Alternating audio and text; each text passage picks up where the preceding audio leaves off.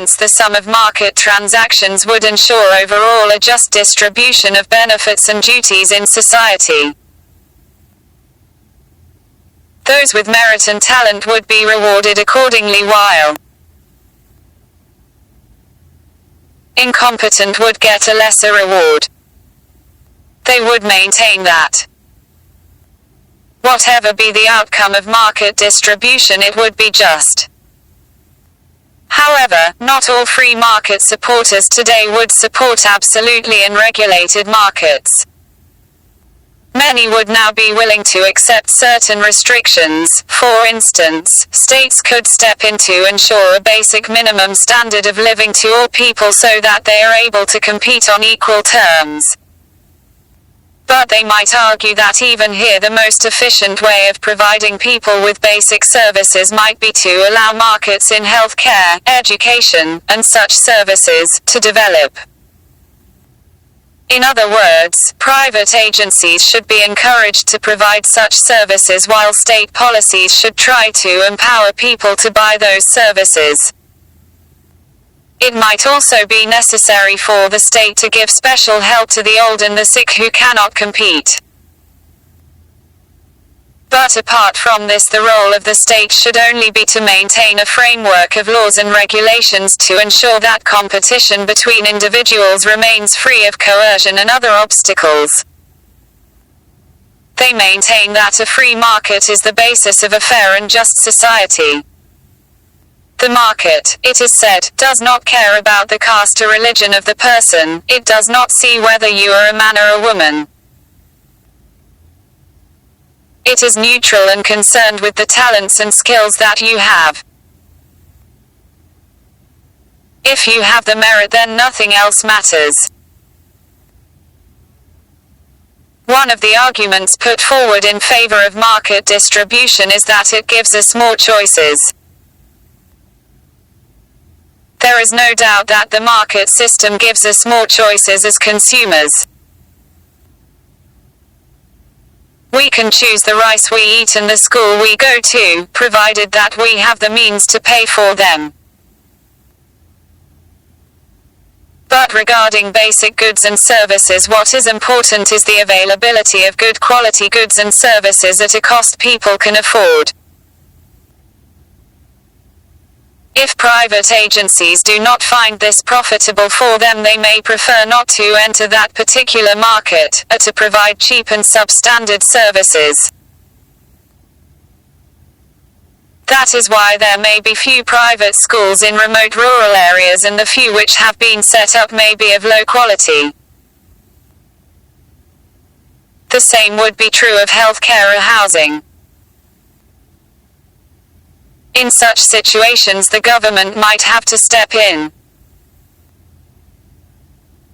Another argument often heard in defense of free markets and private enterprise is that the quality of services they provide is often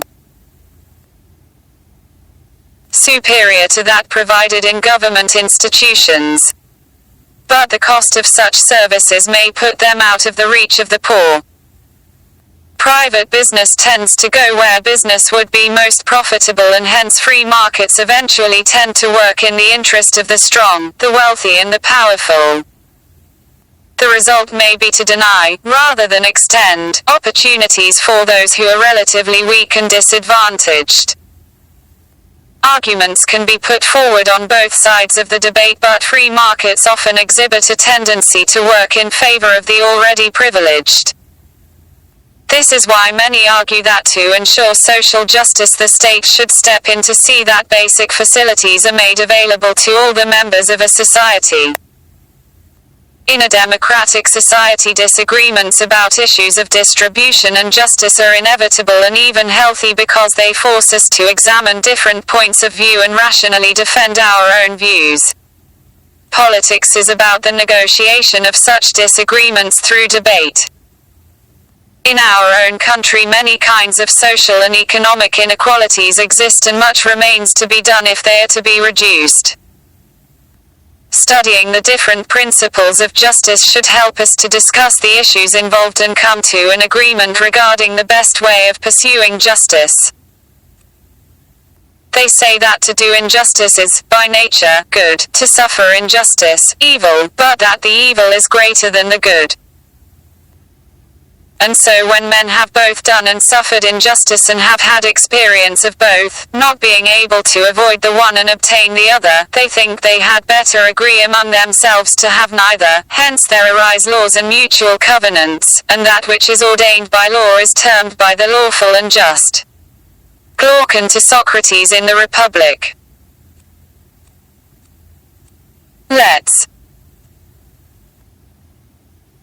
think.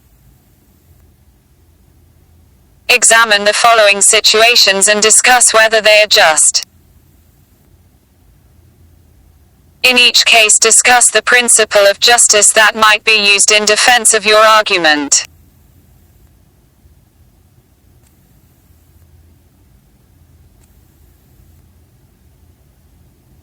Suresh, a visually impaired student, gets 3 hours and 30 minutes to finish his mathematics paper, while the rest of the class gets only 3 hours.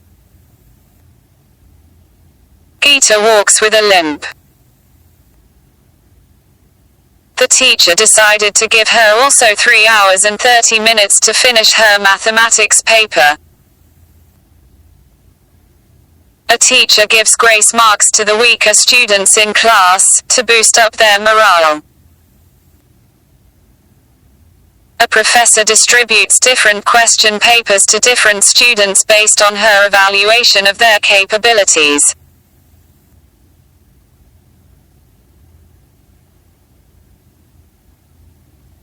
There is a proposal to reserve 33% of the seats in the parliament for women. Chapter 5. Rights. Overview. In everyday life we often talk of our rights. As members of a democratic country we may speak of such rights as the right to vote, the right to form political parties, the right to contest elections and so on. But apart from the generally accepted political and civil rights, people today are also making new demands for rights such as the right to information, right to clean air or the right to safe drinking water. Rights are claimed not only in relation to our political and public lives but also in relation to our social and personal relationships. Moreover, rights may be claimed not only for adult human beings but also for children, unborn fetuses, and even animals. The notion of rights is thus invoked in a variety of different ways by different people. In this chapter we will explore, what do we mean when we speak of rights? What is the basis on which rights are claimed? What purpose do rights serve and why are they so important?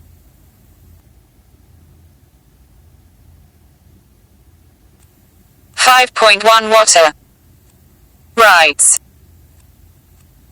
A right is essentially an entitlement or a justified claim. It denotes what we are entitled to as citizens, as individuals and as human beings. It is something that we consider to be due to us, something that the rest of society must recognize as being a legitimate claim that must be upheld. This does not mean that everything that I regard to be necessary and desirable is a right. I may want to wear the clothes of my choice to school rather than the prescribed uniform. I may want to stay out late at night, but this does not mean that I have a right to dress in any way I like at school or to return home when I choose to do so. There is a distinction between what I want and think I am entitled to, and what can be designated as rights. Rights are primarily those claims that I, along with others, regard to be necessary for leading a life of respect and dignity.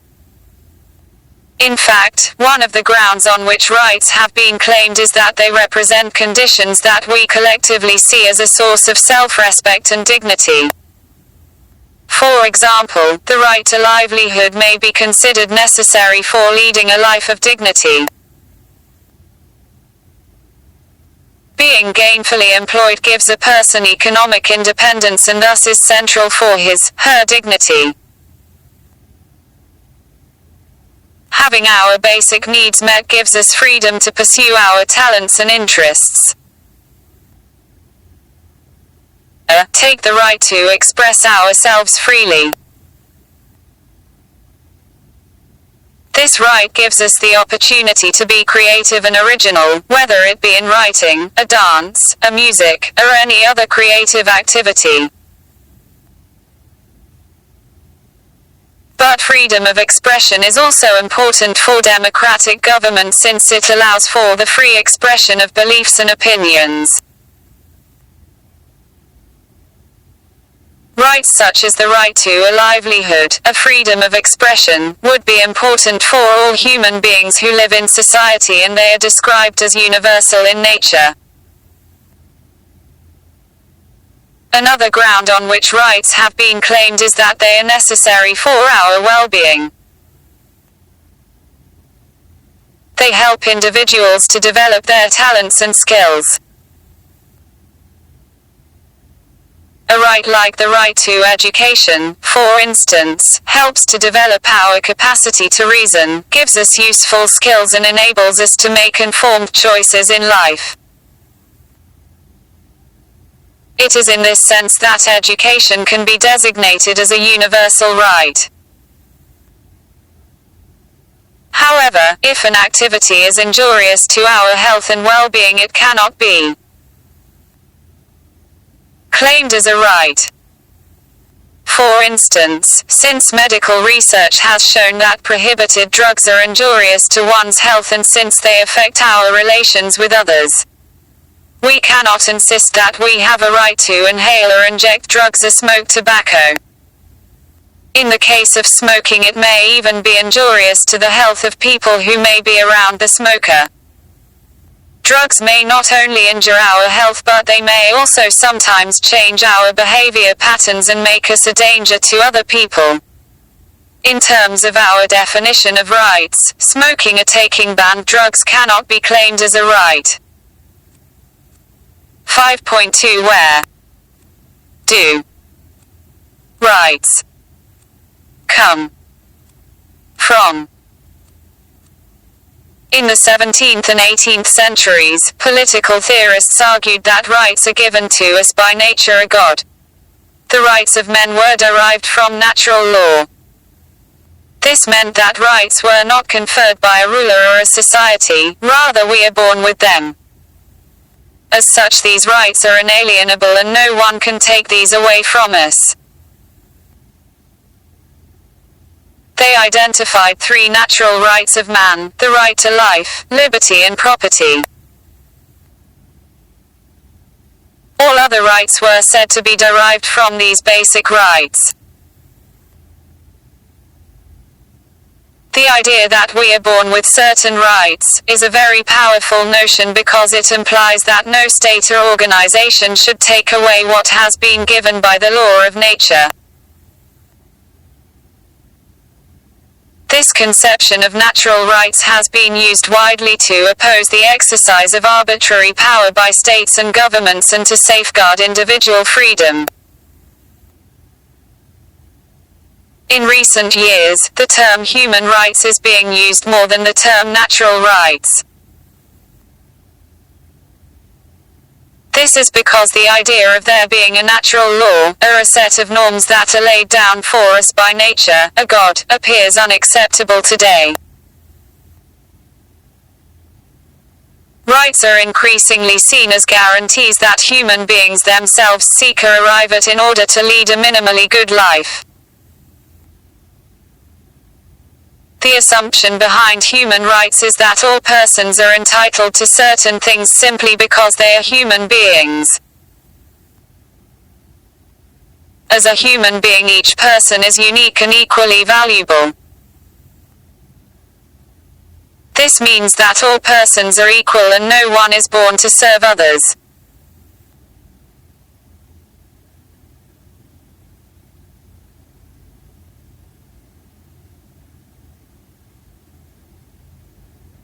each of us possesses an intrinsic value, hence we must have equal opportunities to be free and realize our full potential.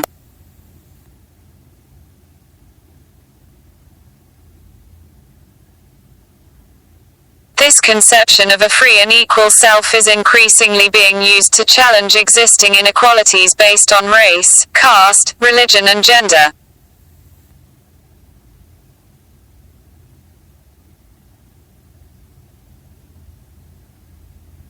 Today, the UN Declaration of Human Rights builds upon this understanding of rights, and it attempts to recognize those claims that the world community collectively sees as being important for leading a life of dignity and self-respect.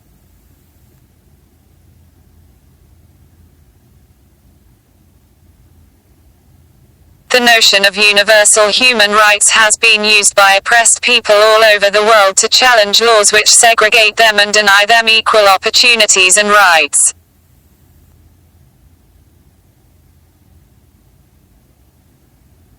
In fact, it is through the struggles of groups that have felt excluded that the interpretation of existing rights has sometimes been altered. Slavery has, for instance, been abolished, but there are other struggles that have only had a limited success. Even today there are communities struggling to define humanity in a way which includes them. The list of human rights which people have claimed has expanded over the years as societies face new threats and challenges. For instance, we are very conscious today of the need to protect the natural environment, and this has generated demands for rights to clean air, water, sustainable development, and the like. A new awareness about the changes which many people, especially women, children of the sick, face in times of war and natural crisis has also led to demands for a right to livelihood, rights of children and the like. Such claims express a sense of moral outrage about infringements of people's dignity, and they also act as a rallying call to people to try and extend rights to all human beings. We should not understate the extent and power of such claims. They often invoke wide support.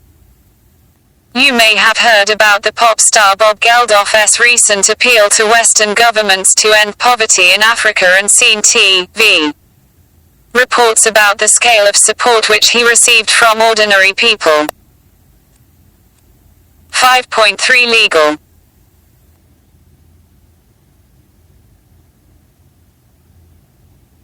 rights and their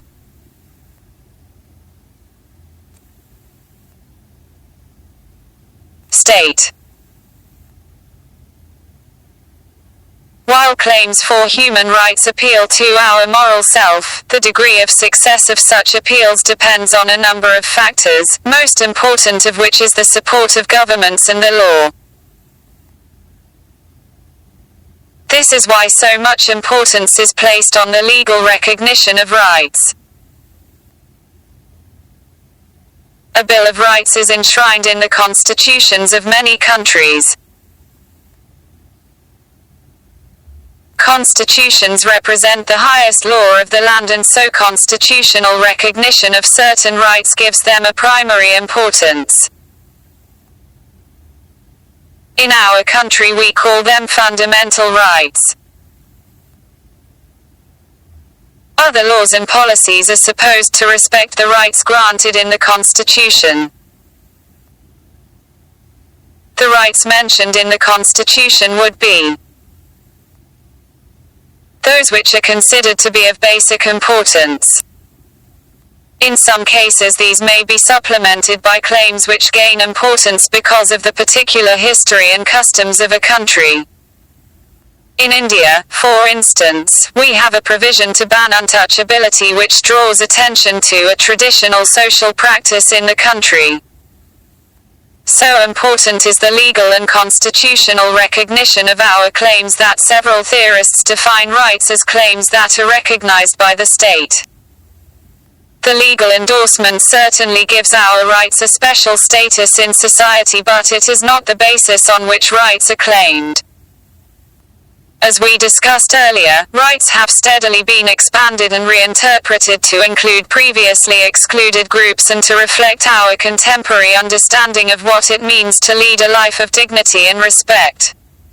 However, in most cases the claimed rights are directed towards the state.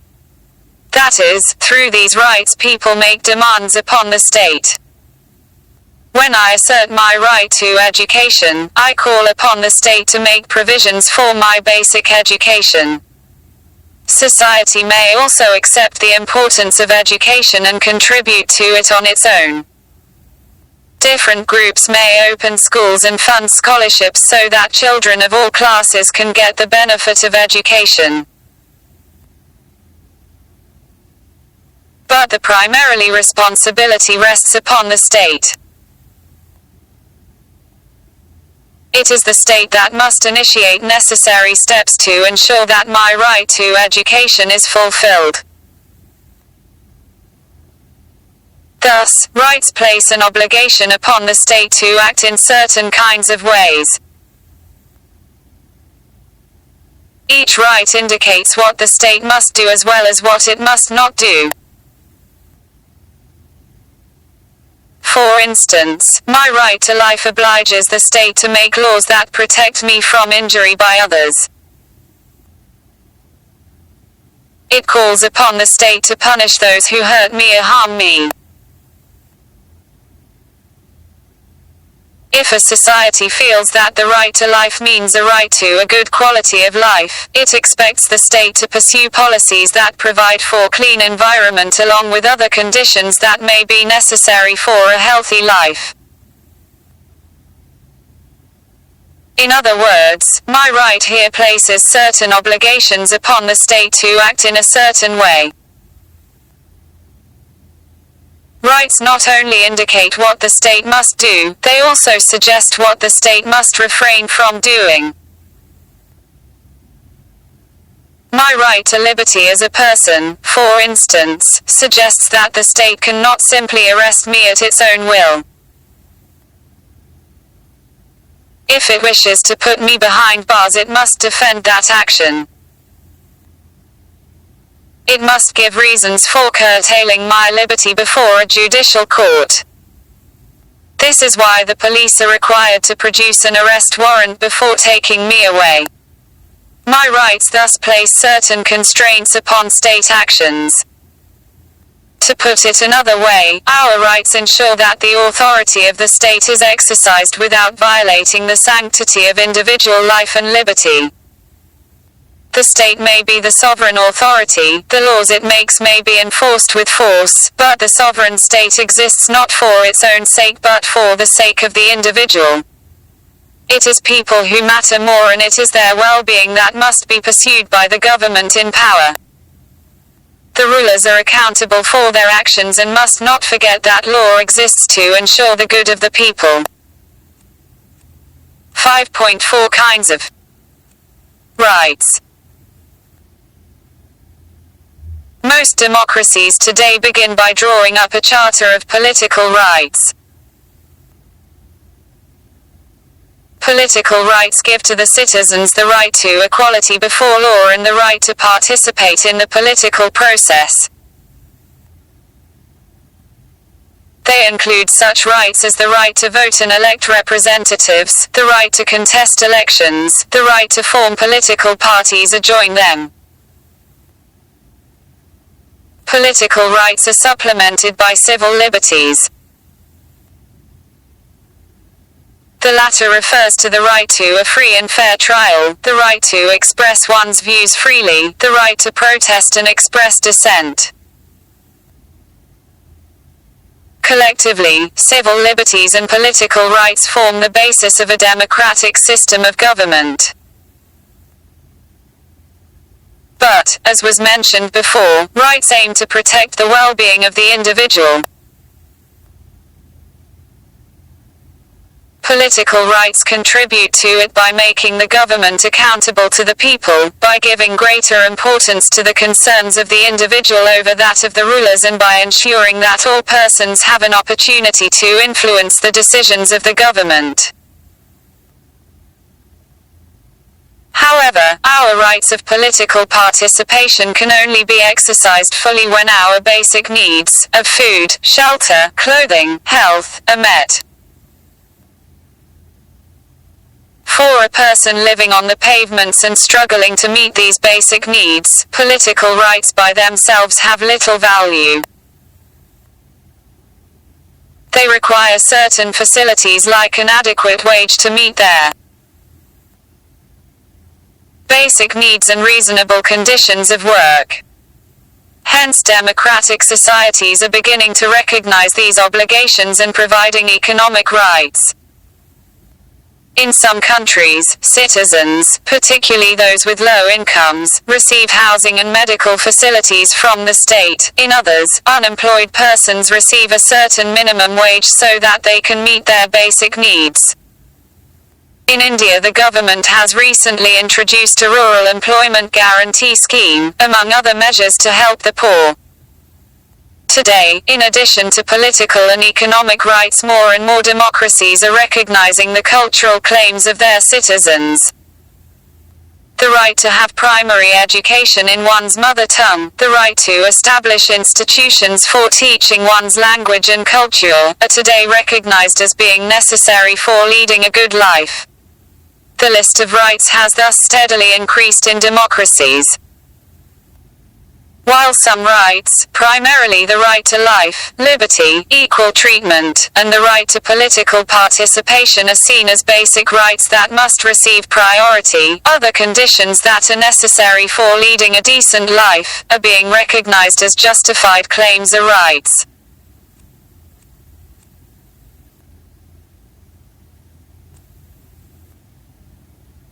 Let's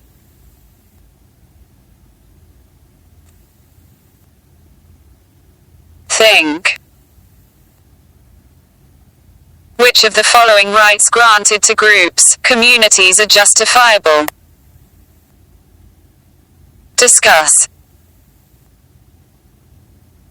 Jain community in a town sets up its own school and enrolls students only from its own community. Purchase of land or property in Himachal Pradesh is restricted to those who are residents in that state. The principal of a co-ed college issued a circular that no girl should wear any Western dress. A panchayat in Haryana decided that the boy and the girl from different castes who married each other will not be allowed to live in the village.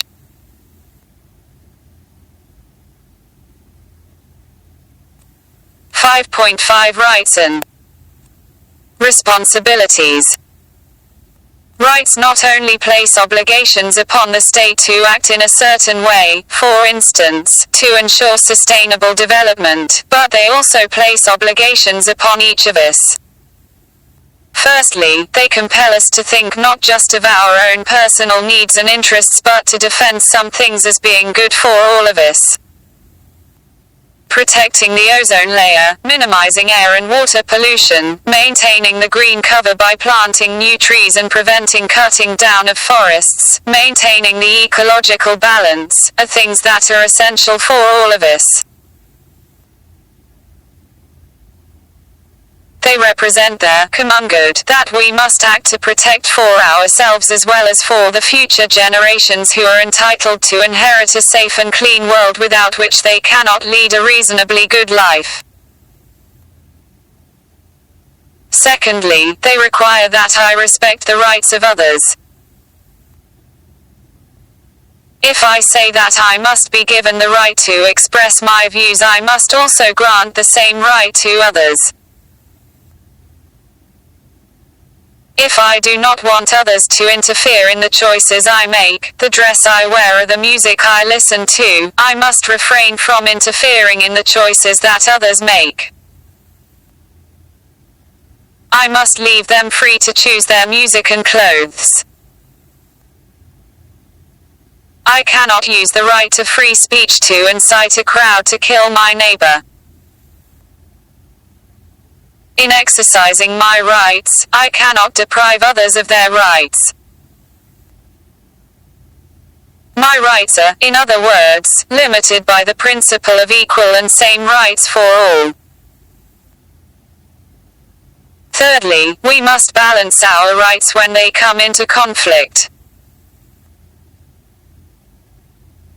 For instance, my right to freedom of expression allows me to take pictures. However, if I take pictures of a person bathing in his house without his consent and post them on the internet, that would be a violation of his right to privacy.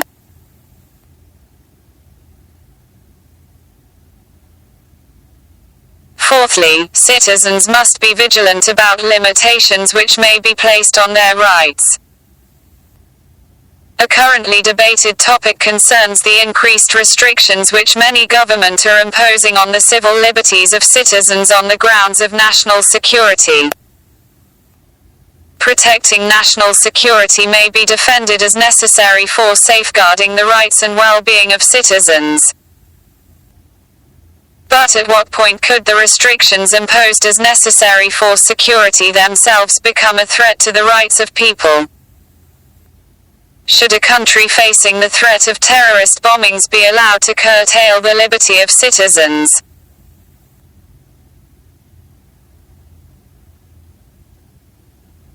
Should it be allowed to arrest people on mere suspicion?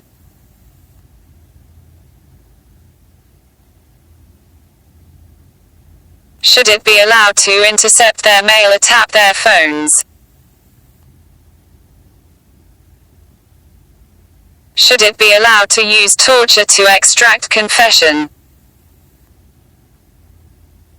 In such situations, the question to ask is whether the person concerned poses an imminent threat to society. Even arrested persons should be allowed legal counsel and the opportunity to present their case before a magistrate or a court of law. We need to be extremely cautious about giving governments powers which could be used to curtail the civil liberties of individuals, for such powers can be misused. Governments can become authoritarian and undermine the very reasons for which governments exist, namely, the well-being of their members of the state. Hence, even though rights can never be absolute, we need to be vigilant in protecting our rights and those of others, for they form the basis of a democratic society.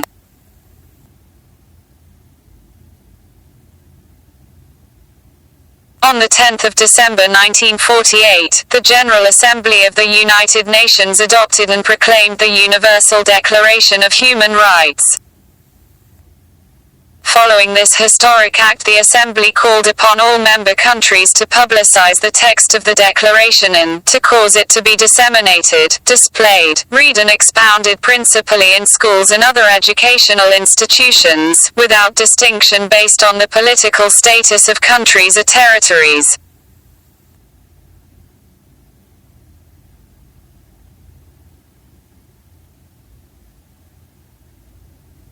Preamble. Whereas recognition of the inherent dignity and of the equal and inalienable rights of all members of the human family is the foundation of freedom, justice and peace in the world, whereas disregard and contempt for human rights have resulted in barbarous acts which have outraged the conscience of mankind, and the advent of a world in which human beings shall enjoy freedom of speech and belief and freedom from fear and want has been proclaimed as the highest aspiration of the common people, whereas it is essential, if man is not to be compelled to have recourse, as a last resort, to rebellion against tyranny and oppression, that human rights should be protected by the rule of law, whereas it is essential to promote the development of friendly relations between nations, whereas the peoples of the United Nations have in the Charter reaffirmed their faith in fundamental human rights, in the dignity and worth of the human person and in the equal rights of men and women, and have determined to promote social progress and better standards standards of life in larger freedom, whereas member states have pledged themselves to achieve, in cooperation with the United Nations, the promotion of universal respect for and observance of human rights and fundamental freedoms, whereas a common understanding of these rights and freedoms is of the greatest importance for the full realization of this pledge. Now, therefore, the General Assembly proclaims this Universal Declaration of Human Rights as a common standard of achievement for all peoples and all nations, to the end that every individual and every organ of society, keeping this declaration constantly in mind, shall strive by teaching and education to promote respect for these rights and freedoms and by progressive measures, national and international, to secure their universal and effective recognition and observance, both among the peoples of member states themselves and among the peoples of territories under their jurisdiction.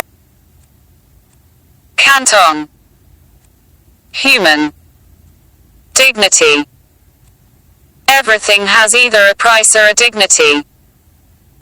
What has a price is such that something else can also be put in its place as its equivalent. By contrast, that which is elevated above all price, and admits of no equivalent, has a dignity. Human beings, unlike all other objects, possess dignity. They are, for this reason, valuable in themselves.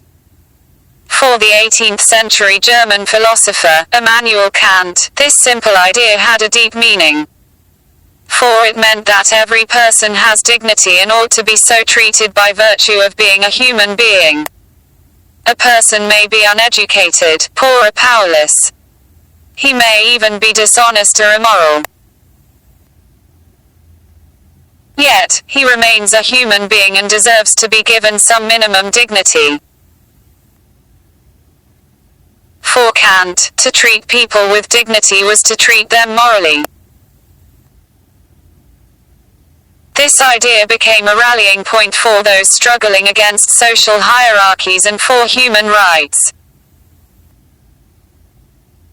Kant's views represent what is called the moral conception of rights. This position rests upon two arguments. First, we should be treating others as we would like to be treated ourselves. Second, we should make sure that we do not treat the other person as means to our ends. We should not treat people as we treat a pen, a car, or a horse. We ought to respect people not because they are useful to us, but because they are, after all, human beings. That is, we should respect people not because they are useful to us but because they are, after all, human beings. Chapter 6. Citizenship. Overview. Citizenship implies full and equal membership of a political community. In this chapter we will explore what exactly this means today. In sections 6.2 and 6.3 we will look at some debates and struggles which are going on regarding the interpretation of the term, full and equal membership. Section 6.4 will discuss the relationship between citizens and the nation and the criteria of citizenship adopted in different countries. Theories of democratic citizenship claim that citizenship should be universal. Does this mean that every person today should be accepted as a member of one or other state? Then how can we explain the existence of so many stateless people?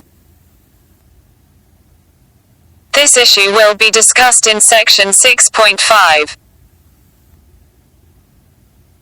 The last section 6.6 will discuss the issue of global citizenship. Does it exist and could it replace national citizenship? After going through this chapter you should be able to explain the meaning of citizenship, and discuss some of the areas in which that meaning is being expanded or challenged today.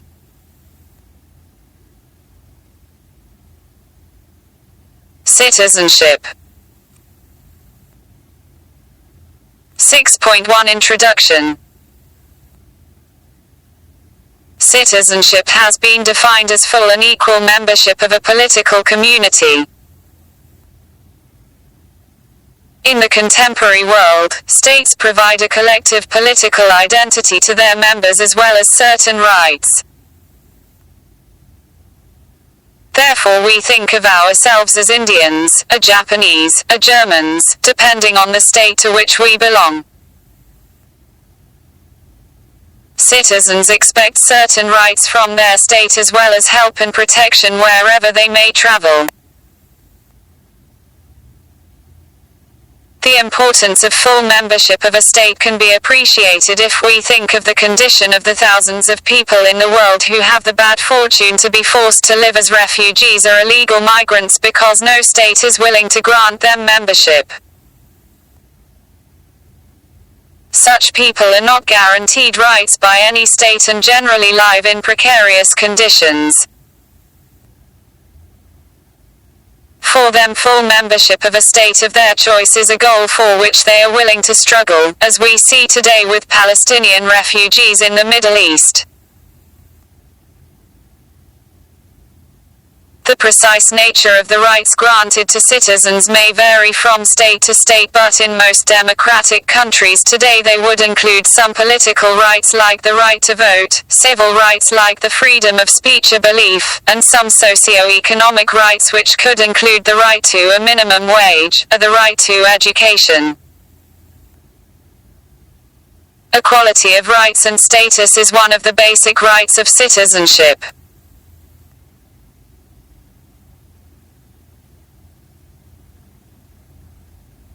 Each of the rights now enjoyed by citizens has been won after struggle. Some of the earliest struggles were fought by people to assert their independence and rights against powerful monarchies. Many European countries experienced such struggles, some of them violent, like the French Revolution in 1789. In the colonies of Asia and Africa, demands for equal citizenship formed part of their struggle for independence from colonial rulers. In South Africa, the black African population had to undertake a long struggle against the ruling white minority for equal citizenship. This continued until the early 1990s. Struggles to achieve full membership and equal rights continue even now in many parts of the world. You may have read about the women's movement and the Dalit movement in our country. Their purpose is to change public opinion by drawing attention to their needs as well as to influence government policy to ensure them equal rights and opportunities.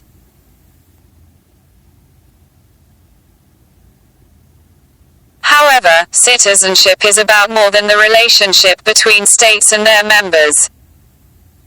It is also about citizen-citizen relations and involves certain obligations of citizens to each other and to the society. These would include not just the legal obligations imposed by states but also a moral obligation to participate in, and contribute to, the shared life of the community. Citizens are also considered to be the inheritors and trustees of the cultural and natural resources of the country.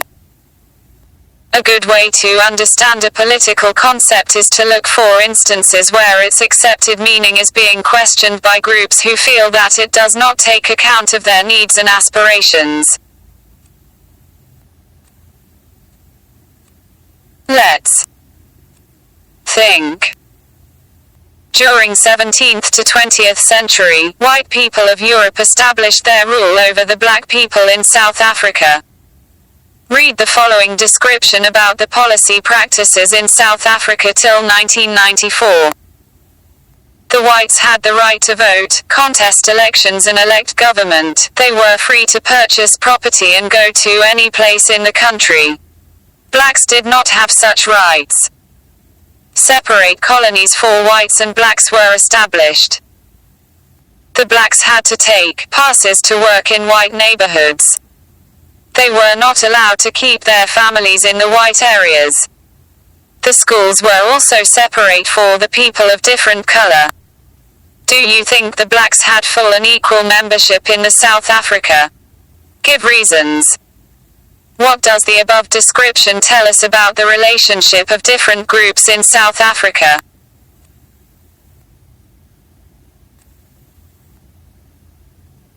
(6.2) Full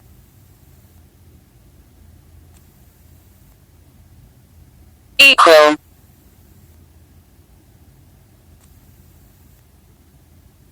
Membership. If you have ever traveled in a crowded railway compartment or bus, you will be familiar with the way in which those who may have earlier fought each other to enter, once inside, discover a shared interest in keeping others out. A division soon develops between insiders and outsiders, with outsiders being seen as a threat.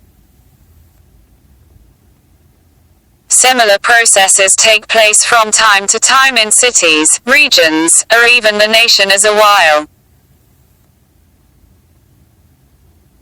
If jobs, facilities like medical care or education, and natural resources like land or water, are limited, demands may be made to restrict entry to outsiders even though they may be fellow citizens. You may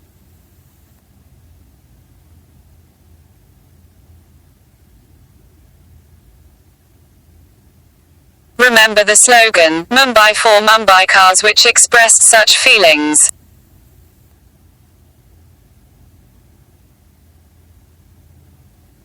Many similar struggles have taken place in different parts of India and the world.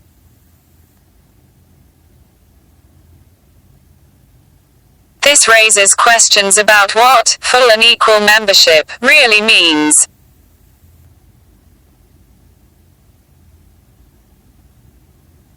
Does it mean that citizens should enjoy equal rights?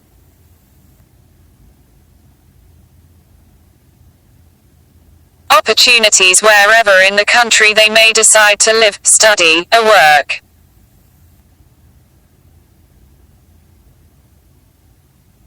Does it mean that all citizens, rich or poor, should enjoy certain basic rights and facilities?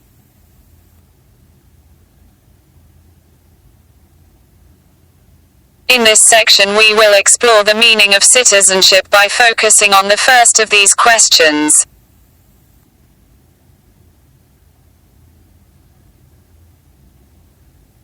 One of the rights granted to citizens in our country, and in many others, is freedom of movement. This right is of particular importance for workers. Labor tends to migrate in search of jobs when opportunities are not available near their homes. Some people may even travel outside the country in search of jobs. Markets for skilled and unskilled workers have developed in different parts of our country.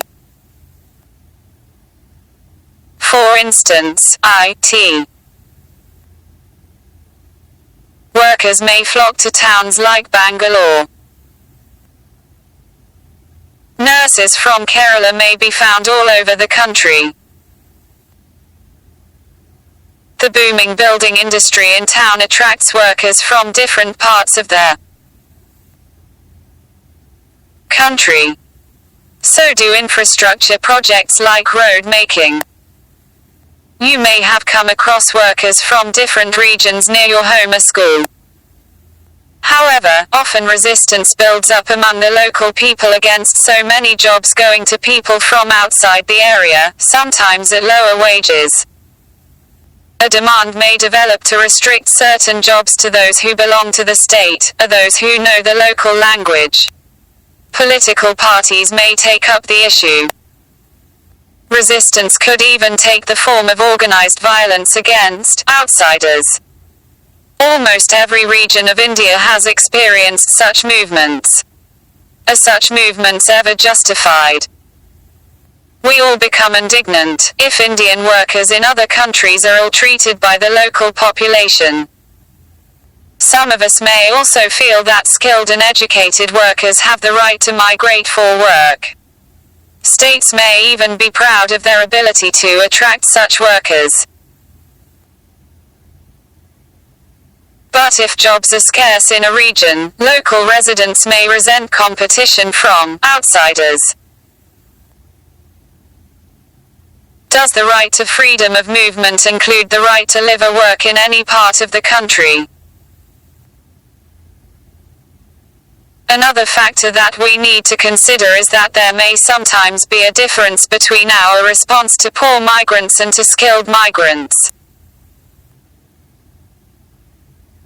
We may not always be as welcoming to poor migrants who move into our areas as we may be to skilled and affluent workers.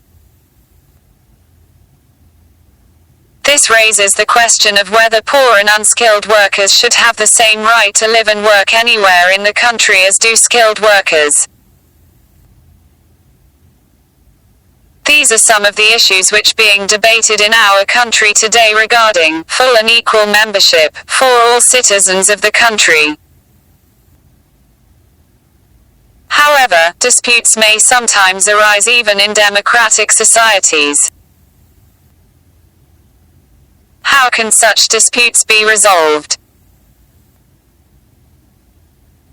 The right to protest is an aspect of the freedom of expression guaranteed to citizens in our Constitution, provided protest does not harm the life or property of other people or the state. Citizens are free to try and influence public opinion and government policy by forming groups, holding demonstrations, using the media, appealing to political parties, or by approaching the courts. The courts may give a decision on their matter, or they may urge the government to address the issue. It may be a slow process, but varying degrees of success are sometimes possible. If the guiding principle of providing full and equal membership to all citizens is kept in mind, it should be possible to arrive at an acceptable solution to the problems that may arise from time to time in a society. A basic principle of democracy is that such disputes should be settled by negotiation and discussion rather than force. This is one of the obligations of citizenship. Let's think. Examine the arguments for and against freedom of movement and occupation throughout the country for citizens. Should the long-term inhabitants of a region enjoy preference for jobs and facilities? Should states be allowed to fix quotas for admissions to professional colleges for students who do not belong to that state? 6.3 Equal rights.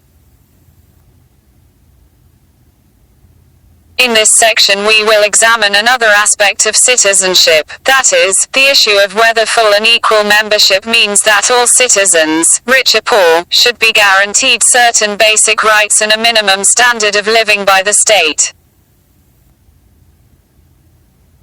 To discuss this issue, we will look at one set of people, that is the urban poor. Dealing with the problem of the poor in towns is one of the urgent problems facing the government today. There is a large population of slum dwellers and squatters in every city in India. Although they may do necessary and useful work, often at low wages, they are often viewed as unwelcome visitors by the rest of the town population. They may be blamed for straining the resources of the city or for spreading crime and disease. The conditions in slums are often shocking. Many people may be crammed into small rooms with no private toilets, running water, or sanitation. Life and property are insecure in a slum. However,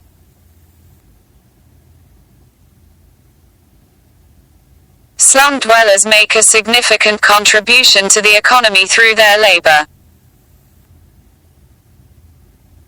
They may be hawkers, petty traders, scavengers, domestic workers, plumbers, mechanics, among other professions.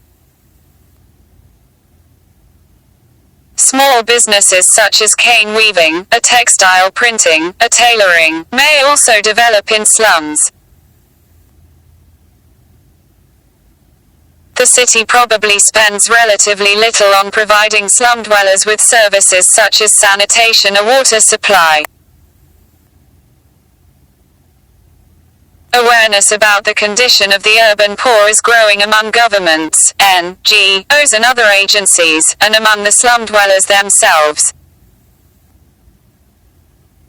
For instance, a national policy on urban street vendors was framed in January 2004.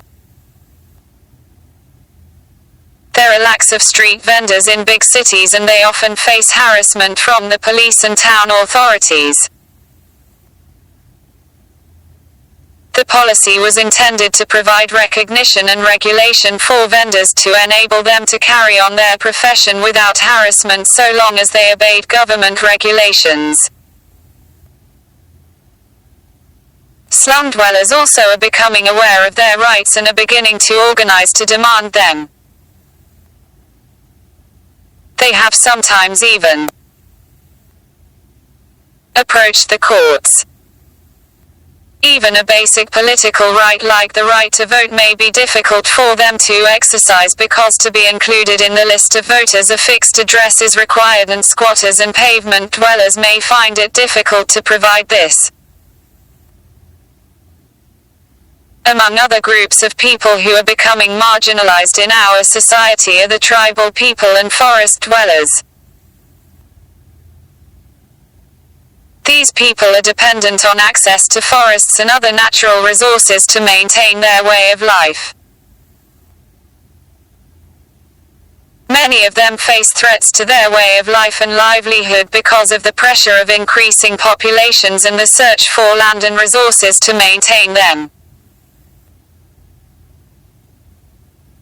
Pressures from commercial interests wanting to mine the resources which may exist in forests or coasts poses another threat to the way of life and livelihood of forest dwellers and tribal peoples, as does the tourist industry. Governments are struggling with the problem of how to protect these people and their habitat without at the same time endangering development of the country. This is an issue that affects all citizens, not just tribal people. To try and ensure equal rights and opportunities for all citizens cannot be a simple matter for any government. Different groups of people may have different needs and problems and the rights of one group may conflict with the rights of another. Equal rights for citizens need not mean that uniform policies have to be applied to all people since different groups of people may have different needs. If the purpose is not just to make policies which would apply in the same way to all people, but to make people more equal, the different needs and claims of people would have to be taken into account when framing policies.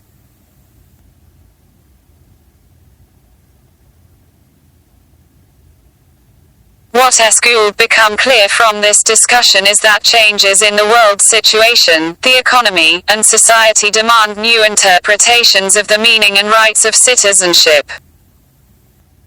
The formal laws regarding citizenship only form the starting point and the interpretation of laws is constantly evolving. While answers to some of the problems which may arise may not be easy to find, the concept of equal citizenship would mean that providing equal rights and protection to all citizens should be one of the guiding principles of government policies.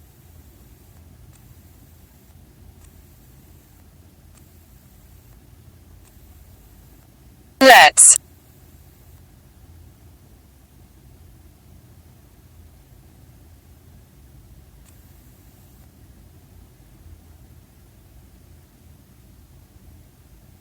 think.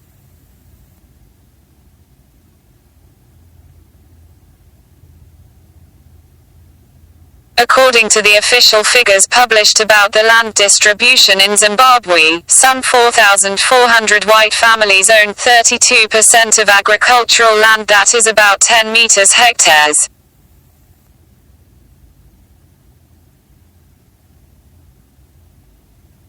About 1 million black peasant families own just 16 meters hectares, that is the 38% of the land. While the land that is with the white families are fertile and irrigated, the land in the hands of black population are less fertile and unirrigated. While tracing the history of land ownership, it is very obvious that a century ago the whites had taken the fertile land from the native people.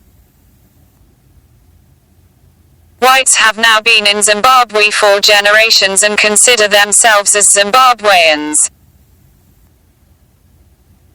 The total population of whites in Zimbabwe is just 0.06% of the population.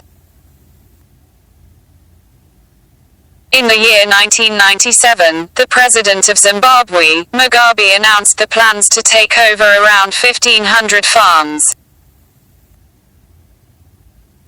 What ideas from citizenship would you use to support or oppose the claims of black and white citizens of Zimbabwe?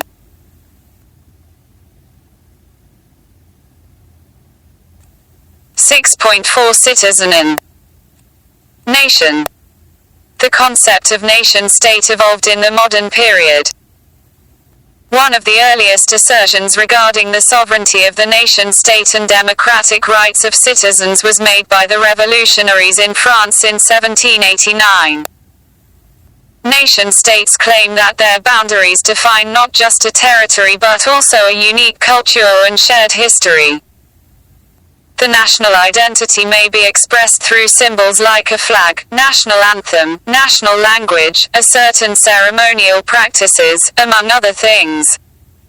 Most modern states include people of different religions, languages, and cultural traditions. But the national identity of a democratic state is supposed to provide citizens with a political identity that can be shared by all the members of the state. Democratic states usually try to define their identity so that it is as inclusive as possible, that is, which allows all citizens to identify themselves as part of the nation. But in practice, most countries tend to define their identity in a way which makes it easier for some citizens to identify with the state than others. It may also make it easier for the state to extend citizenship to some people and not others. This would be as true of the United States, which prides itself on being a country of immigrants, as any other country. France, for instance, is a country which claims to be both secular and inclusive. It includes not only people of European origin but also citizens who originally came from other areas such as North Africa. Culture and language are important features of its national identity, and all citizens are expected to assimilate into it in the public aspects of their lives. They may, however, retain their personal beliefs and practices in their private lives. This may seem like a reasonable policy, but it is not always simple to define what is public and what is private, and this has given rise to some controversies.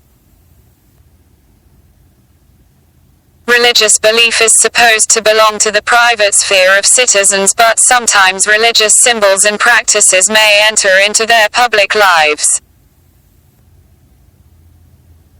You may have heard about the demand of Sikh school boys in France to wear the turban to school, and of Muslim girls to wear the headscarf with their school uniforms. This was disallowed by some schools on the ground that it involved bringing religious symbols into the public sphere of state education.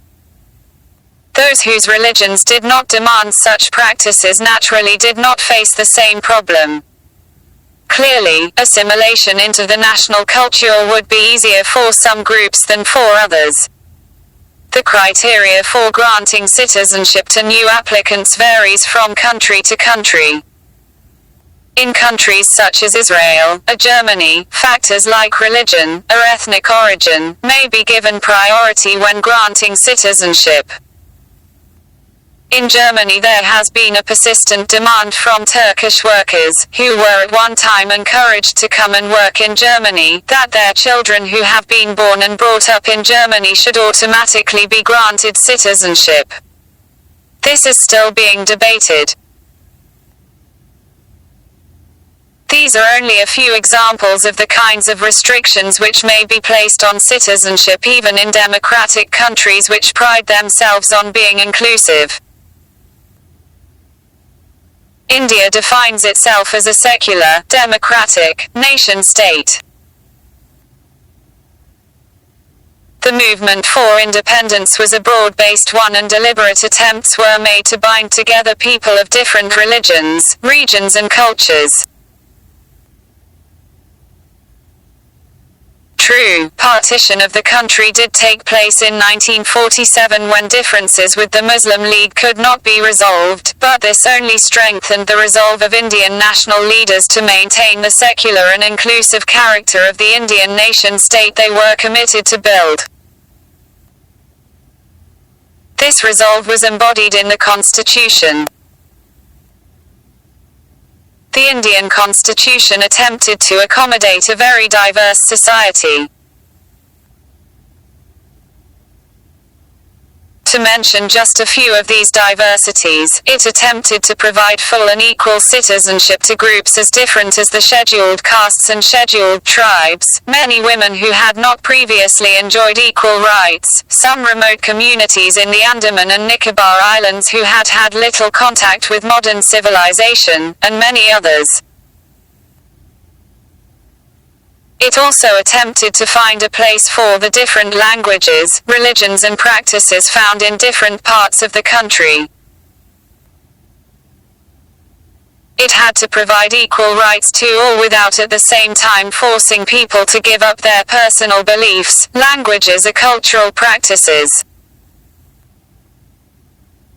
It was therefore a unique experiment which was undertaken through the Constitution. The Republic Day Parade in Delhi symbolizes the attempt of the state to include people of different regions, cultures and religions. The provisions about citizenship in the Constitution can be found in Part 3 and in subsequent laws passed by Parliament. The Constitution adopted an essentially democratic and inclusive notion of citizenship. In India, citizenship can be acquired by birth, descent, registration, naturalization, or inclusion of territory. The rights and obligations of citizens are listed in the Constitution. There is also a provision that the state should not discriminate against citizens on the grounds of race, caste, sex, place of birth, or any of them. The rights of religious and linguistic minorities are also protected. However, even such inclusive provisions have given rise to struggles and controversies. The women's movement, the Dalit movement, are struggles of people displaced by development projects, represent only a few of the struggles being waged by people who feel that they are being denied full rights of citizenship. The experience of India indicates that democratic citizenship in any country is a project, an ideal to work towards. New issues are constantly being raised as societies change and new demands are made by groups who feel they are being marginalized. In a democratic state these demands have to be negotiated. 6.5 Universal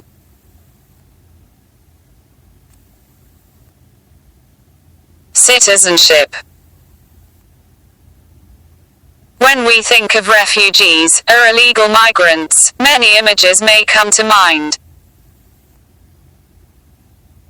One may be of people from Asia or Africa who have paid agents to smuggle them into Europe or America.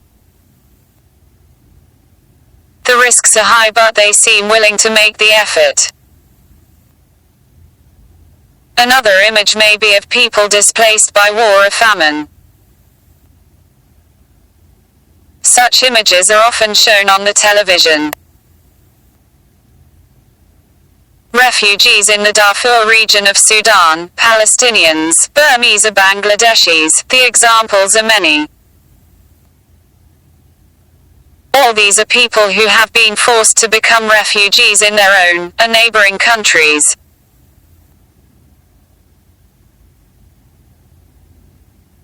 We often assume that full membership of a state should be available to all those who ordinarily live and work in the country as well as to those who apply for citizenship. But although many states may support the idea of universal and inclusive citizenship, each of them also fixes criteria for the grant of citizenship. These would generally be written into the constitution and laws of the country. States use their power to keep unwanted visitors out. However, in spite of restrictions, even the building of walls or fences, considerable migration of people still takes place in the world. People may be displaced by wars, or persecution, famine, or other reasons. If no state is willing to accept them and they cannot return home, they become stateless peoples or refugees. They may be forced to live in camps, or as illegal migrants. Often they cannot legally work, or educate their children, or acquire property. The problem is so great that the UN has appointed a High Commissioner for Refugees to try and help them. Decisions regarding how many people can be absorbed as citizens in a country poses a difficult humanitarian and political problem for many states. Many countries have a policy of accepting those fleeing from persecution or war. But they may not want to accept unmanageable numbers of people or expose the country to security risks. India prides itself on providing refuge to persecuted peoples, as it did with the Dalai Lama and his followers in 1958. Entry of people from neighboring countries has taken place along all the borders of the Indian state and the process continues. Many of these people remain as stateless peoples for many years or generations, living in camps, or as illegal migrants. Only a relatively few of them are eventually granted citizenship. Such problems pose a challenge to the promise of democratic citizenship, which is that the rights and identity of citizen would be available to all people in the contemporary world. Although many people cannot achieve citizenship of a state of their choice, no alternative identity exists for them. The problem of stateless people is an important one confronting the world today. Borders of states are still being redefined by war or political disputes, and for the people caught up in such disputes the consequences may be severe. They may lose their homes, political identities, and security, and be forced to migrate. Can citizenship provide a solution to the problems of such people? If not, what kind of alternative identity can be provided today? Do we need to try and evolve a more genuinely universal identity than national citizenship? Suggestions for a notion of global citizenship are sometimes put forward. The possibilities will be discussed in the next section. 6.6 Global Citizenship. Consider the following statements. There was an outpouring of sympathy and help for the victims of the tsunami which affected a number of countries in South Asia in 2004. International networks link terrorists today. The United Nations is working with different states to try and prevent the spread of bird flu and the possible emergence of a human viral pandemic. What is common to the statements given above? What do they tell us about the world in which we live today? We live today in an interconnected world. New means of communication such as the internet, and television, and cell phones, have brought a major change in the way in which we understand our world. In the past it might have taken months for news about developments in one part of the world to become known in other parts. But new modes of communication have put us into immediate contact with developments in different parts of the globe. We can watch disasters and wars on our television screens as they are taking place. This has helped to develop sympathies and shared concerns among people in different countries of the world. Supporters of global citizenship argue that although a world community and global society does not yet exist, people already feel linked to each other across national boundaries. They would say that the outpouring of help from all parts of the world for victims of the Asian tsunami and other major calamities is a sign of the emergence of a global society. They feel that we should try to strengthen this feeling and work towards a concept of global citizenship.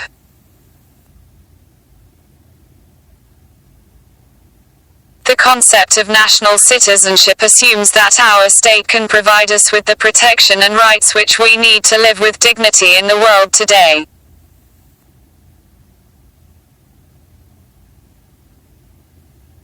But states today are faced with many problems which they cannot tackle by themselves.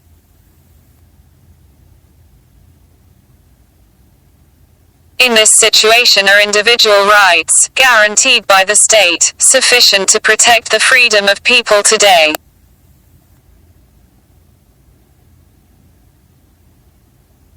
Or has the time come to move to a concept of human rights and global citizenship?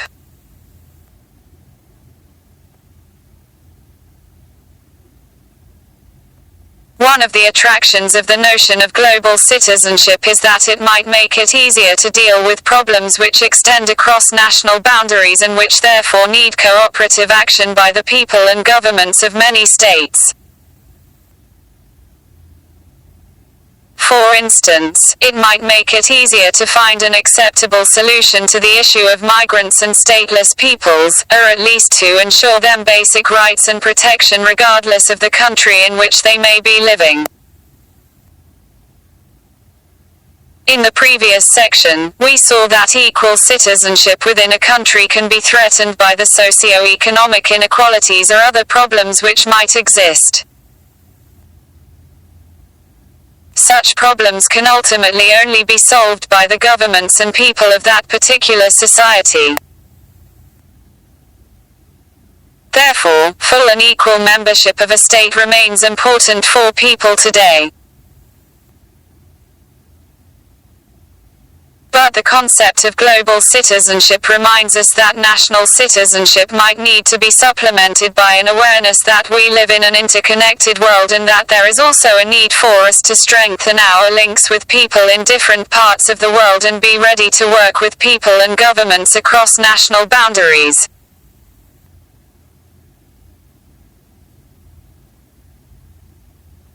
Martin Luther King, the 1950s, witnessed the emergence of civil rights movements against inequalities that existed between black and white populations in many of the southern states of the USA.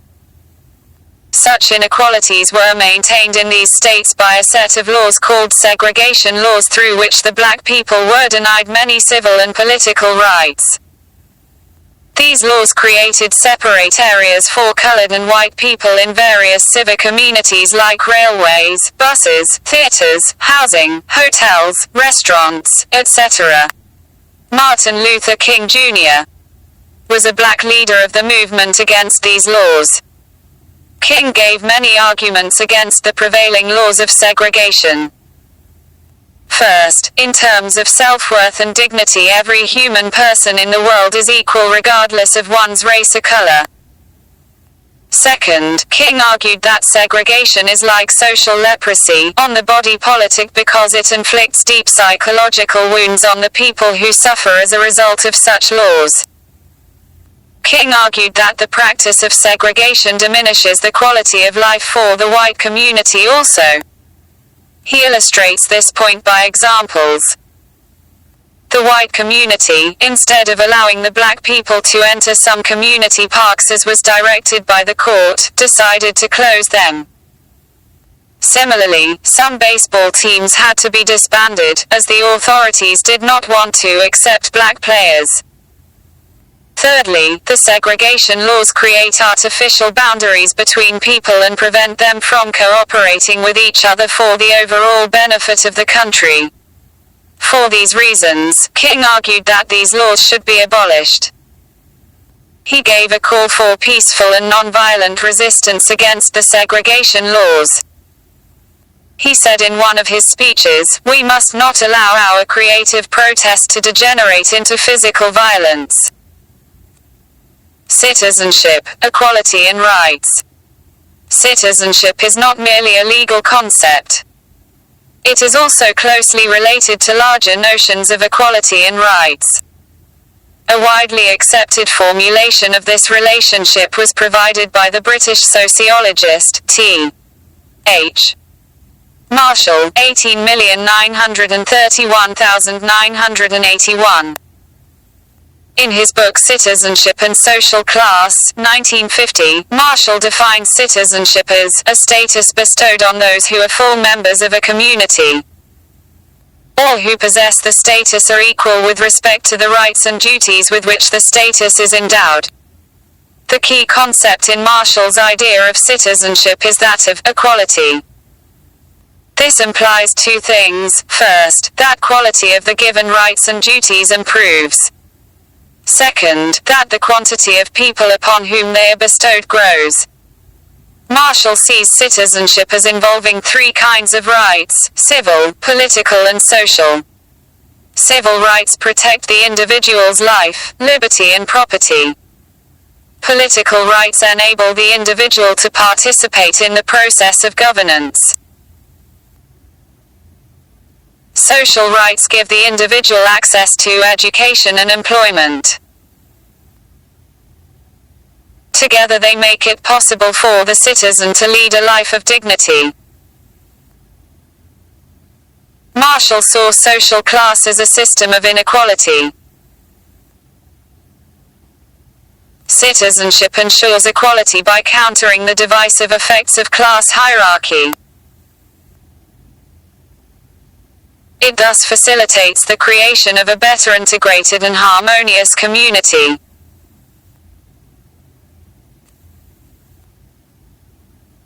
Citizenship, quality and rights. The Supreme Court gave an important decision regarding the rights of slum dwellers in Bombay in response to a public interest litigation filed by a social activist, Olga Tellis, against Bombay Municipal Corporation in 1985. The petition claimed the right to live on pavements or in slums because there was no alternative accommodation available close to their place of work. If they were forced to move, they would lose their livelihood as well. The Supreme Court said, Article 21 of the Constitution, which guaranteed the right to life, included the right to livelihood. Therefore, if pavement dwellers were to be evicted, they should first be provided alternative accommodation under the right to shelter.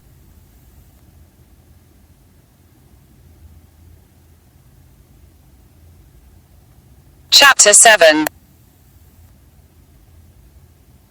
Nationalism. Overview. This chapter will introduce and discuss the ideas of nationalism and nation. Our concern will be not so much to understand why nationalism has arisen, or what functions it serves, rather our concern would be to think carefully about nationalism and assess its claims and aspirations.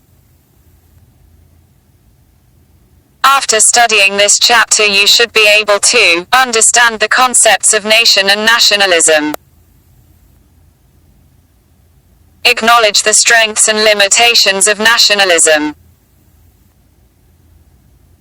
Appreciate the need for ensuring a link between democracy and nationalism.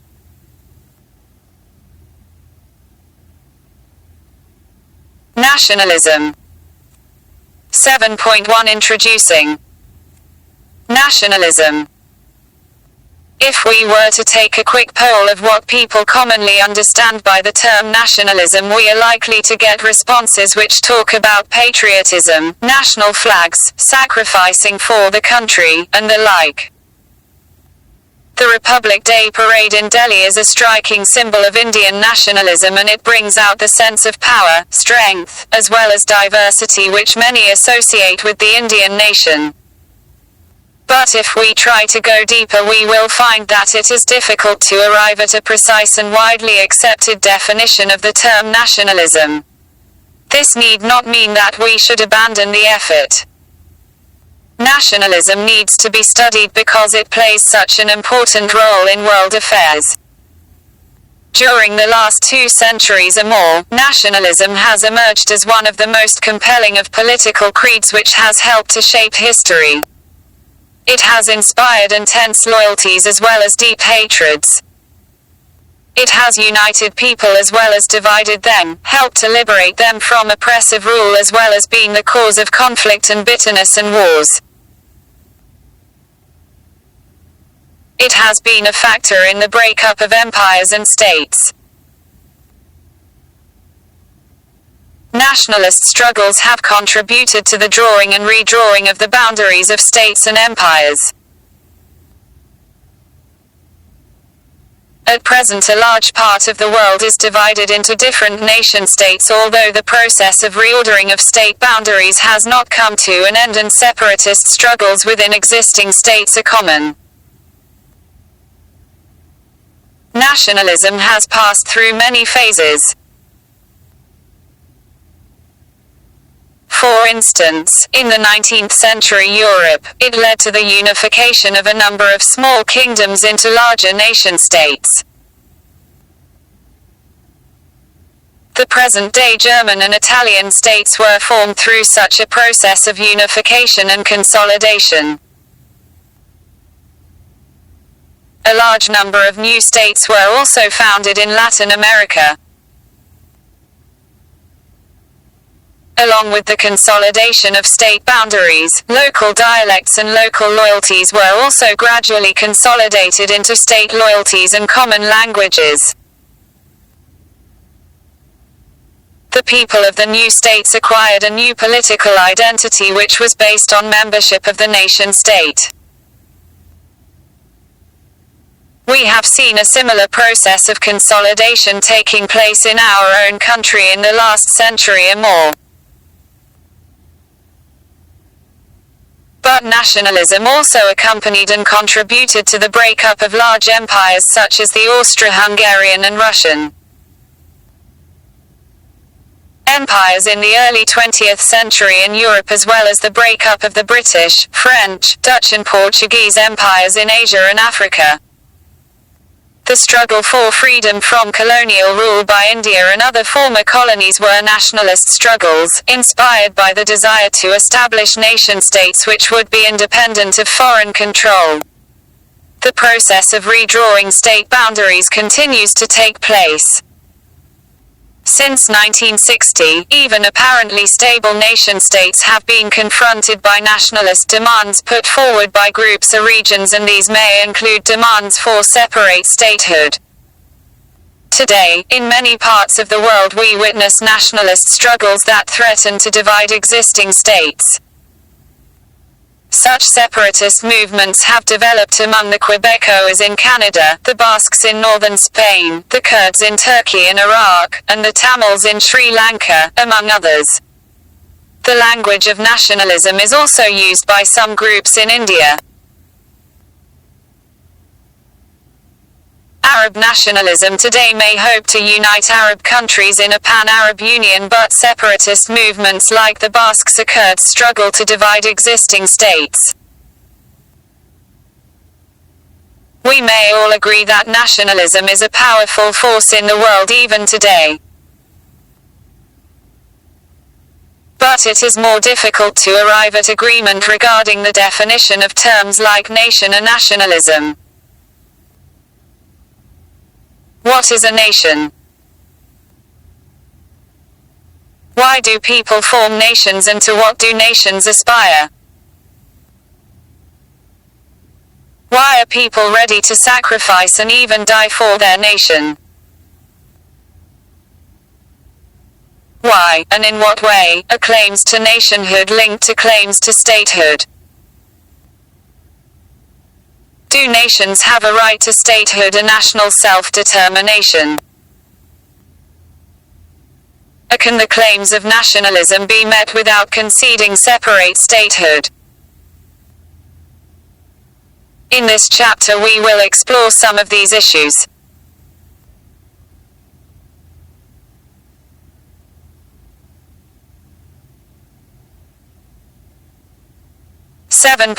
Nations and nationalism. A nation is not any casual collection of people. At the same time, it is also different from other groups or communities found in human society. It is different from the family, which is based on face-to-face relationships with each member having direct personal knowledge of the identity and character of others. It is also different from tribes and clans and other kinship groups in which ties of marriage and descent link members to each other, so that even if we do not personally know all the members, we can, if need be, trace the links that bind them to us. But as a member of a nation, we may never come face to face with most of our fellow nationals, nor need we share ties of descent with them. Yet nations exist, are lived in and valued by their members. It is commonly believed that nations are constituted by a group who share certain features such as descent, a language, a religion or ethnicity. But there is in fact no common set of characteristics which is present in all nations. Many nations do not have a common language. Canada is an example here.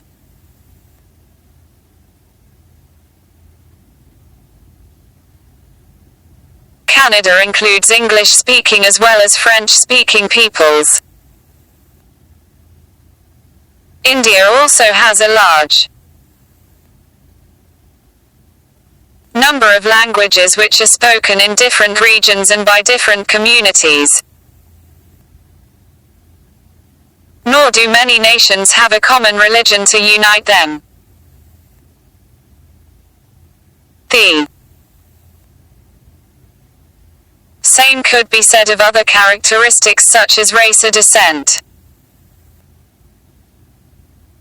What then constitutes a nation? A nation is to a great extent an imagined community, held together by the collective beliefs, aspirations and imaginations of its members. It is based on certain assumptions which people make about the collective whole with which they identify. Let us identify and understand some of the assumptions which people make about the nation.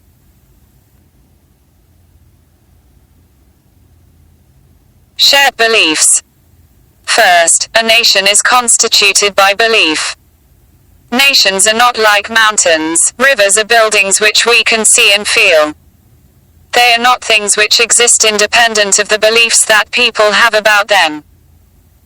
To speak of a people as a nation is not to make a comment about their physical characteristics or behavior. Rather, it is to refer to the collective identity and vision for the future of a group which aspires to have an independent political existence. To this extent, nations can be compared with a team. When we speak of a team, we mean a set of people who work or play together and, more importantly, conceive of themselves as a collective group. If they did not think of themselves in this way, they would cease to be a team and be simply different individuals playing a game or undertaking a task. A nation exists when its members believe that they belong together.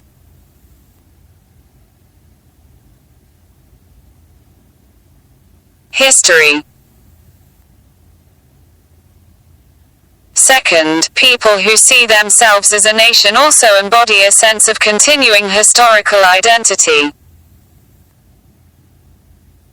That is, nations perceive themselves as stretching back into the past as well as reaching into the future.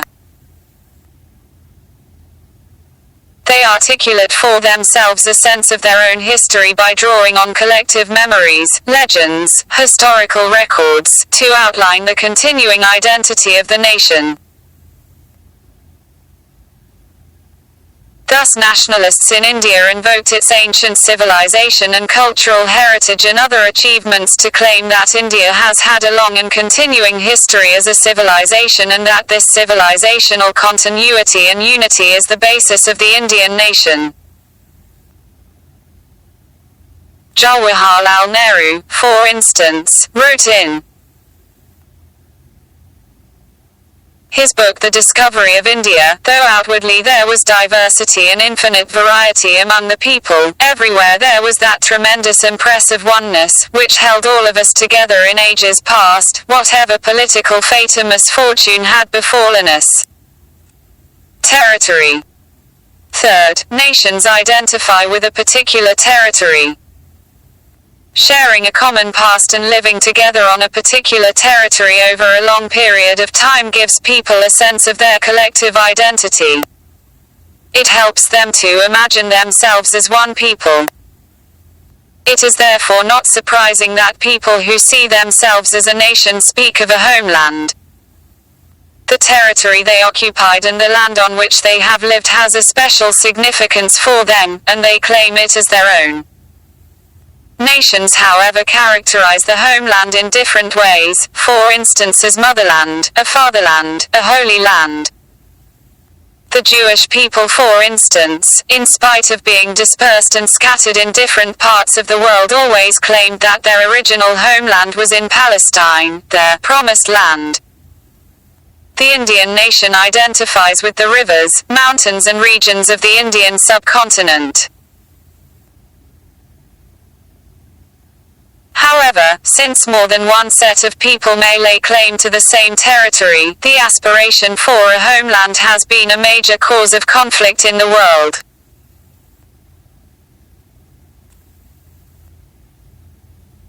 Shared political ideals.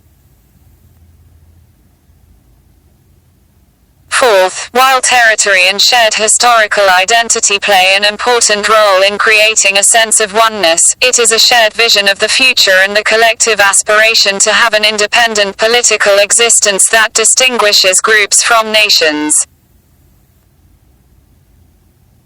Members of a nation share a vision of the kind of state they want to build. They affirm, among other things, a set of values and principles such as democracy, secularism and liberalism. These ideals represent the terms under which they come together and are willing to live together. It represents, in other words, their political identity as a nation. In a democracy, it is shared commitment to a set of political values and ideals that is the most desirable basis of a political community or a nation-state. Within it, members of political community are bound by a set of obligations. These obligations arise from the recognition of the rights of each other as citizens. A nation is strengthened when its people acknowledge and accept their obligations to their fellow members. We might even say that recognition of this framework of obligations is the strongest test of loyalty to the nation. Common political identity. Many people believe that a shared political vision about the state and society we wish to create is not enough to bind individuals together as a nation. They seek instead a shared cultural identity, such as a common language, a common descent. There is no doubt that speaking the same language makes it easier for us to communicate with each other, and sharing the same religion gives us a set of common beliefs and social practices. Observing the same festivals, seeking the same holidays, and holding the same symbols valuable can bring people together, but it can also pose a threat to the values that we cherish in a democracy. There are two reasons for this. 1. All major religions in the world are internally diverse. They have survived and evolved through a dialogue within the community. As a result, there exists within each religion a number of sects who differ significantly in their interpretation of the religious texts and norms. If we ignore these differences and forge an identity on the basis of a common religion, we are likely to create a highly authoritative and oppressive society. 2. Most societies are culturally diverse. They have people belonging to different religions and languages living together in the same territory. To impose a single religious or linguistic identity as a condition of belonging to a particular state would necessarily exclude some groups.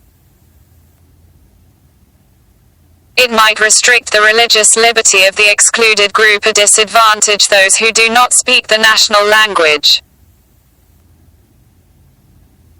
Either way, the ideal that we cherish most in democracy, namely, equal treatment and liberty for all, would be severely limited. For both these reasons, it is desirable to imagine the nation in political rather than cultural terms. That is, democracies need to emphasize and expect loyalty to a set of values that may be enshrined in the constitution of the country rather than adherence to a particular religion, race or language.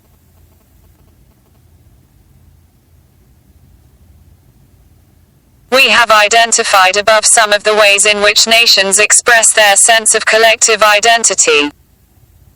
We have also seen why democratic states need to forge this identity on the basis of shared political ideals. But we are still left with an important question, namely, why do people imagine themselves as a nation? What are some of the aspirations of different nations? In the next two sections we shall try to address these questions. 7.3 National self-determination. Nations, unlike other social groups, seek the right to govern themselves and determine their future development. They seek, in other words, the right to self-determination. In making this claim, a nation seeks recognition and acceptance by the international community of its status as a distinct political entity, a state. Most often these claims come from people who have lived together on a given land for a long period of time and who have a sense of common identity. In some cases, such claims to self-determination are linked also to the desire to form a state in which the culture of the group is protected if not privileged. Claims of the latter kind were frequently made in the 19th century in Europe. The notion of one culture or one state began to gain acceptability at the time. Subsequently, the idea of one culture or one state was employed while reordering state boundaries after World War I. The Treaty of Versailles established a number of small, newly independent states, but it proved virtually impossible to satisfy all the demands for self-determination which were made at the time. Besides, reorganization of state boundaries to satisfy the demands of one culture or one state, led to mass migration of population across state boundaries. Millions of people as a consequence were displaced from their homes and expelled from the land which had been their home for generations. Many others became victims of communal violence. Humanity paid a heavy price for reorganizing boundaries in a way that culturally distinct communities could form separate nation-states. Besides, even in this effort it was not possible to ensure that the newly created states contained only one ethnic community. Indeed, most states had more than one ethnic and cultural community living within its boundaries. These communities, which were often small in number and constituted a minority within the state, were often disadvantaged. Hence, the problem of accommodating minorities as equal citizens remained. The only positive aspect of these developments was that it granted political recognition to various groups who saw themselves as distinct nations and wanted the opportunity to govern themselves and determine their own future. The right to national self-determination has also asserted by national liberation movements in Asia and Africa when they were struggling against colonial domination. Nationalist movements maintained that political independence would provide dignity and recognition to the colonized people and also help them to protect the collective interests of their people. Most national liberation movements were inspired by the goal of bringing justice and rights and prosperity to the nation. However, here also, it proved almost impossible to ensure that each cultural group, some of whom claimed to be distinct nations, could achieve political independence and statehood. As a result, migration of populations, border wars, and violence have continued to plague many countries in the region. Thus we have the paradoxical situation of nation-states which themselves had achieved independence through struggle now acting against minorities within their own territories who claim the right to national self-determination. Virtually every state in the world today faces the dilemma of how to deal with movements for self-determination, and this has raised questions about the right to national self-determination. More and more people are beginning to realize that the solution does not lie in creating new states but in making existing states more democratic and equal. That is, in ensuring that people with different cultural and ethnic identities live and coexist as partners and equal citizens within the country. This may be essential not only for resolving problems arising from new claims for self-determination but also for building a strong and united state. After all, a nation-state which does not respect the rights and cultural identity of minorities within their state would find it difficult to gain the loyalty of its members.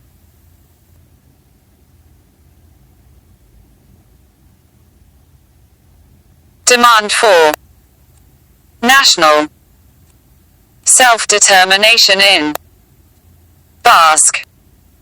Demands for national self-determination have been raised in different parts of the world.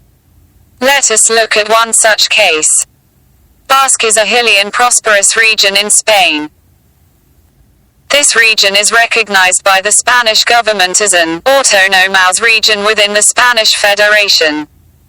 But the leaders of Basque nationalist movement are not satisfied with this autonomy. They want this region to become a separate country. Supporters of this movement have used constitutional and, till recently, violent means to press for this demand. Basque nationalists say that their culture is very different from the Spanish culture. They have their own language that does not resemble Spanish at all. Only 1/3 of the people in Basque understand that language today. The hilly terrain makes the Basque region geographically distinct from the rest of the Spain. Ever since the Roman days, the Basque region never surrendered its autonomy to the Spanish rulers. Its systems of justice, administration and finance were governed by its own unique arrangements. The modern Basque nationalist movement started when, around the end of 19th century, the Spanish rulers tried to abolish this unique political administrative arrangement. In the 20th century, the Spanish dictator Franco further cut down this autonomy. He went as far as to ban the use of Basque language in public places and even homes. These repressive measures have now been withdrawn. But the leaders of Basque movement continue to be suspicious of the motives of the Spanish government and fearful of the entry of outsiders in their region. Their opponents say that Basque separatists are trying to make political gains out of an issue already resolved. Do you think Basque nationalists are justified in demanding a separate nation? Is Basque a nation? What more would you like to know before you can answer this question? Can you think of similar examples from different parts of the world? Can you think of regions and groups in our country where such demands have been made?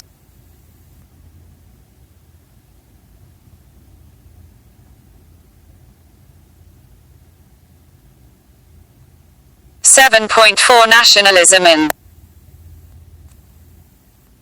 pluralism.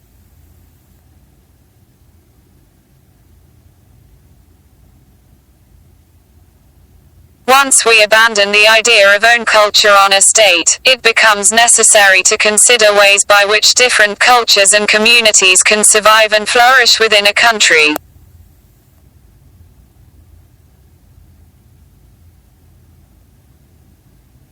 It is in pursuit of this goal that many democratic societies today have introduced measures for recognizing and protecting the identity of cultural minority communities living within their territory.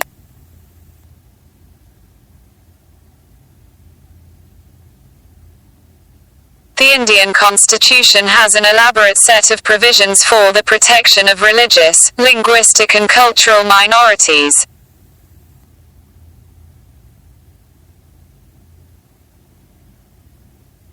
The kinds of group rights which have been granted in different countries include constitutional protection for the language, cultures and religion of minority groups and their members.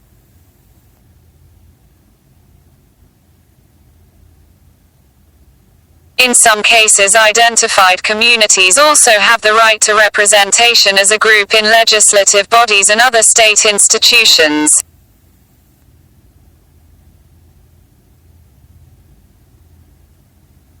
Such rights may be justified on the grounds that they provide equal treatment and protection of the law for members of these groups as well as protection for the cultural identity of the group. Different groups need to be granted recognition as a part of the national community. This means that the national identity has to be defined in an inclusive manner which can recognize the importance and unique contribution of all the cultural communities within the state. Although it is hoped that granting groups recognition and protection would satisfy their aspirations, some groups may continue to demand separate statehood. This may seem paradoxical when globalization is also spreading in the world, but nationalist aspirations continue to motivate many groups and communities.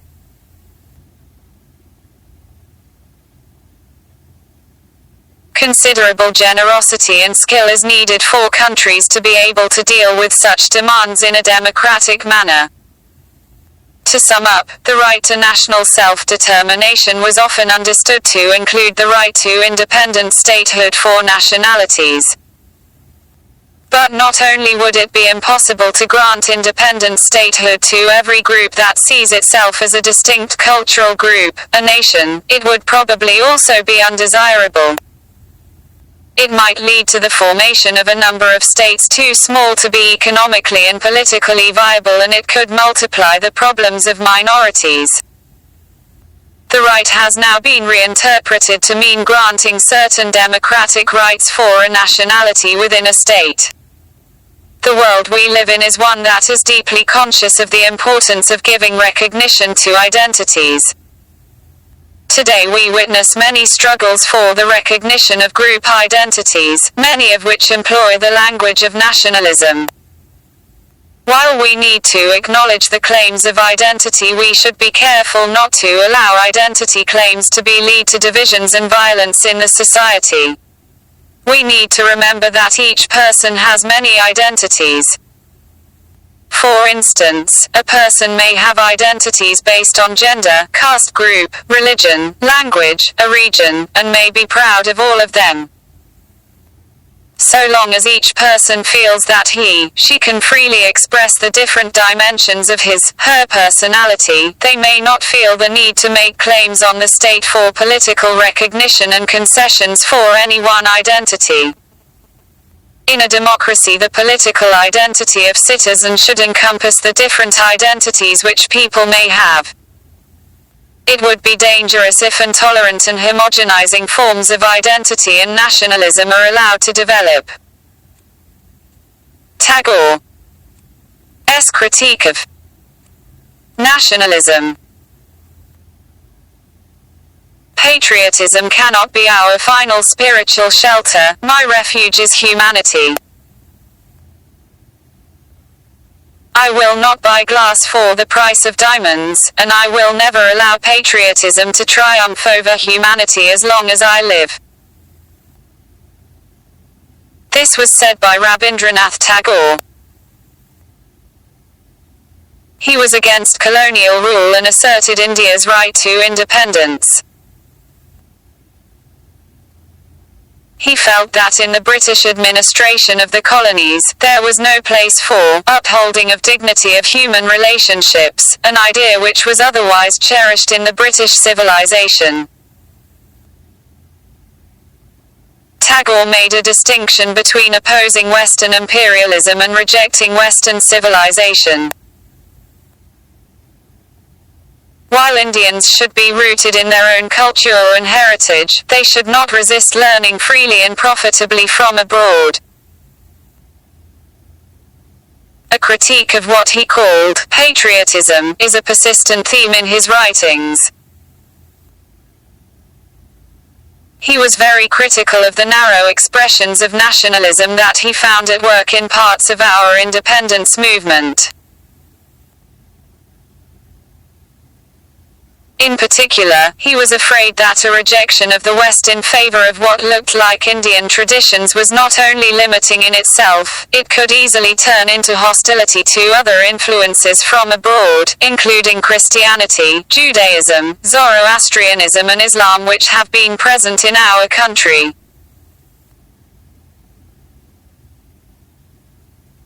Chapter 8. Secularism. Overview.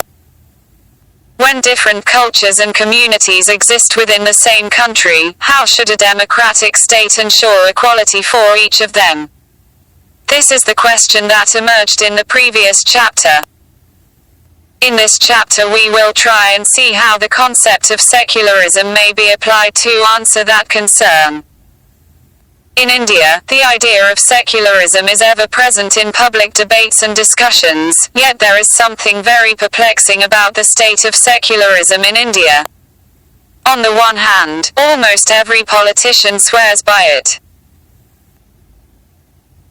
Every political party professes to be secular. On the other hand, all kinds of anxieties and doubts beset secularism in India. Secularism is challenged not only by clerics and religious nationalists but by some politicians, social activists and even academics. In this chapter we will engage in this ongoing debate by asking the following questions. What is the meaning of secularism? Is secularism a Western implant on Indian soil? Is it suitable for societies where religion continues to exercise a strong influence on individual lives? Does secularism show partiality? Does it pamper minorities? Is secularism anti-religious?